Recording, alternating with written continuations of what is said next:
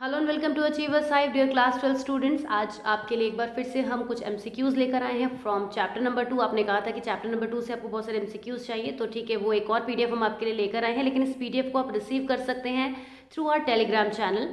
तो उसका लिंक जो है वो डिस्क्रिप्शन बॉक्स में अवेलेबल है, उसको आप ज़रूर एक्सेस कीजिए और हमारे टेलीग्राम चैनल को ज्वाइन कीजिए। वहाँ पर आपको बहुत सारे पीडीएफ्स भी और मिलेंगे और क्विज भी वहाँ पे कंटिन्यूस चल रही हैं, जिसके थ्रू आप एमसीक्यू की प्रैक्टिस कर सकते हैं विद एक्सप्लेनेशन। वो जब आप वहाँ जाएंगे तभी आप समझ पाएंगे कि मैं क्या कहना चाह रही हूँ। बाकी ये जो पीडीएफ है आप ये टेलीग्राम चैनल पर ही रिसीव करेंगे।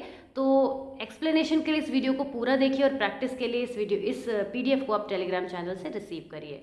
तो चलिए आज की क्लास स्टार्ट करते हैं। चैप्टर नंबर 2 से कुछ क्वेश्चंस हमारे सामने हैं। क्वेश्चन नंबर 1 है, according to Sigmund Freud during what stage does the superego emerge.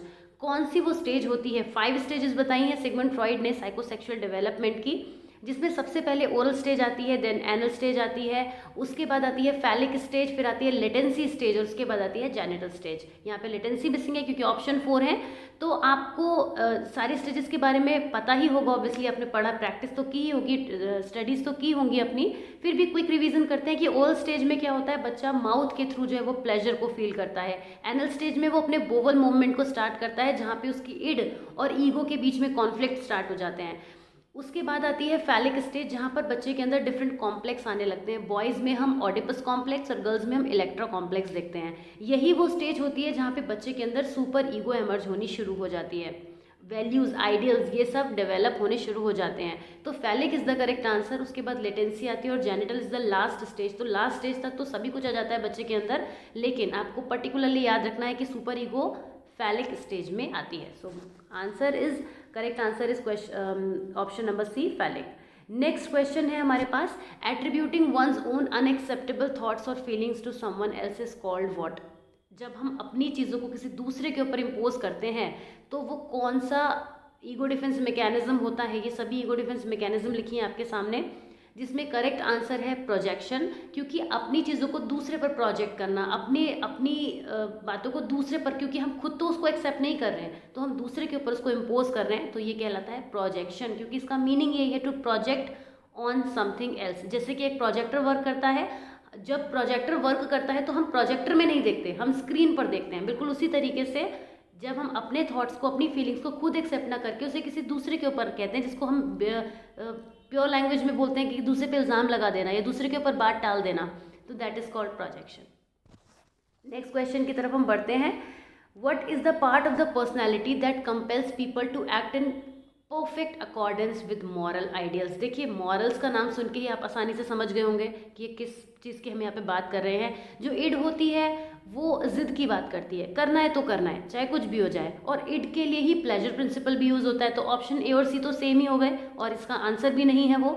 Last है reality principal which is about ego, जो रियलिटी की बात करता है, और मॉरल की वैल्यूज़ की बात कौन करता है? Super ego. इस तरीके से आपने याद भी किया होगा कि इड के लिए जो है वो रियलिटी प्लेजर प्रिंसिपल यूज़ होता है, ईगो के लिए रियलिटी प्रिंसिपल यूज़ होता है, और सुपर ईगो के लिए मॉरल प्रिंसिपल्स यूज़ होते हैं। तो जहाँ पे मॉरल आइडियाज़ आएगा वहाँ पे करेक्ट आंसर हो जाएगा super ego. So B is the correct answer.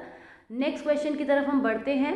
Which theorist focused on the importance of the self concept in reality. देखिए, Carl Rogers and Abraham Maslow की थ्योरीज आपने पढ़ी हैं ह्यूमनिस्टिक अप्रोच में, और वहाँ पर आपने नोटिस किया था कि ये लोग सेल्फ पर कितना ज़्यादा फोकस करते हैं। सेल्फ कॉन्सेप्ट का भी इन्होंने वहाँ पे जिक्र किया है। तो Karl Rogers is the correct answer, जिन्होंने सेल्फ के ऊपर बहुत ज़्यादा फोकस किया था। अगर आपके ऑप्शन में अब्राहम मैस्लो भी होगा तो ज़रूर उन दोनों का या तो एक साथ में नाम होगा या फिर किसी एक का ही नाम होगा। तो आप कार्ल रॉजर्स और अब्राहम मैस्लो दोनों को ध्यान रखेंगे कि इन्होंने सेल्फ को लेकर बहुत डिस्कशन किया था। अब्राहम मैस्लो ने तो सेल्फ एक्चुअलाइजेशन को बहुत हाईलाइट किया है। इस तरीके से आप याद रखेंगे। नेक्स्ट क्वेश्चन की तरफ बढ़ते हैं। Which one of the following statements about humanistic theories is false. Humanistic theories के बारे में इनमें से कौन सा स्टेटमेंट जो है वो फॉल्स है, ट्रू नहीं है? तो पहले हम ये देखेंगे कि कौन कौन से ट्रू हैं, यानी कि एक ही फॉल्स होगा, बाकी तो सारे ट्रू होंगे। They do not provide insight into the evil side of human nature. Yes, ये ट्रू है, तो ये हमारा आंसर नहीं होगा, क्योंकि ह्यूमनिस्टिक अप्रोच में आप ह्यूमन के इविल साइड के बारे में कोई बात नहीं करी जाती है, सिर्फ पॉजिटिविटी की बात की जाती है और कैसे पर्सन पॉजिटिविटी की तरफ पहुंच सकता है, चाहे वो अनकंडीशनल पॉजिटिव रिगार्ड की बात हो, चाहे वो आइडियल सेल्फ की बात हो, हमेशा पर्सन को के पॉजिटिव उसकी बात की जाती है, इनसाइट की बात की जाती है। उसके बाद they are biased because they are based on individualistic values, ये भी ट्रू है, तो ये भी हमारा आंसर नहीं हो सकता, क्योंकि यस जो थ्योरी है, ह्यूमनिस्टिक अप्रोच है, वो हर इंडिविजुअल के लिए अलग हो जाती है, तो ये बायसनेस कहीं ना कहीं दिखाती है, यूनिफॉर्मिटी इसमें नहीं चलती है कि एक चीज़ है उसके बेसिस पर ही सबको कैटेगराइज किया जाएगा, नहीं, पर्सन टू पर्सन ये जाके वेरी होती चली जाती है, इसलिए ह्यूमनिस्टिक थ्योरीज में ये पॉइंट भी हम इसका यहाँ पे आंसर नहीं ले सकते। उसके बाद they are based on studies of people with psychological disorders, no that's not true, तो यही फॉल्स है और यही हमारे क्वेश्चन नंबर 5 का आंसर है कि ह्यूमनिस्टिक थ्योरीज में कौन सा स्टेटमेंट फॉल्स है कि they are based on studies of people with psychological disorder, नहीं, ऐसा कुछ भी नहीं है। ह्यूमनिस्टिक थ्योरी में पर्सन की ना तो एबनॉर्मेलिटी को ट्रीट किया जाता है, ना किसी साइकोलॉजिकल डिसऑर्डर की बात की जाती है, पर्सन को बेटर बनाने के बारे में बात की जाती है, उसके पॉजिटिव साइड्स को देखा जाता है, पॉजिटिव चीज़ों पर फोकस किया जाता है। They are difficult to test empirically, obviously, क्योंकि जब ये बायस्ड हैं, हर पर्सन टू पर्सन वेरी करेंगे, तो इनको तो एम्पेरिकली टेस्ट कर पाना डिफ़िकल्ट ही होगा। So the correct answer to question number 5 is that they are based on studies of people with psychological disorder, this is the false statement among all of these. तो next question की तरफ हम बढ़ते हैं। Studies of temperament provide evidence for which of the following, इनमें से किस में से टेम्परामेंट का कॉन्सेप्ट जो है वो कनेक्ट होता है? कॉन्सेप्ट ऑफ कॉन्ग्यूरेंस, नहीं, आपने कॉन्ग्यूरेंस का जो कॉन्सेप्ट पढ़ा था सेल्फ के बारे में, वहाँ पर टेम्परामेंट को लेकर कोई टॉपिक नहीं था।